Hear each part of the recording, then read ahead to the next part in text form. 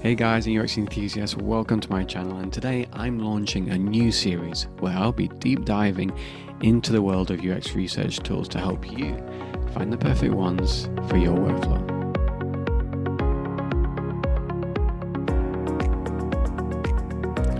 Now, are you confused with all of the tools out there? Well, we know as UX researchers, we're not defined by our tools, but we all have to admit we do use UX tools, don't we? We all use research tools, whether it's to analyze our research results, whether it's to conduct interviews, or whether it's to present what we've discovered. You're not alone if you're drowning in all of these different tools and knowing which one is the best to use. I've been there too, and that's exactly why I'm creating this series. I'm Dale, and I'll be your guide through the UX research tool, Maya.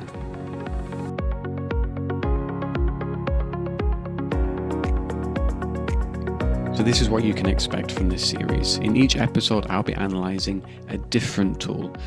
I'll be testing it with real research scenarios. I'll also be breaking down the pricing and comparing it to alternatives so you don't have to. And in most cases, and I'll try my best with this, I'll get the creators of those tools to come on live and answer your questions and also go through the demos with me and help me to maximize the potential of that tool. So the million-dollar question is, which tools would you like me to review? If you've got any ideas or suggestions, leave them in the comments below. And you never know, I might feature your suggestion in my upcoming videos.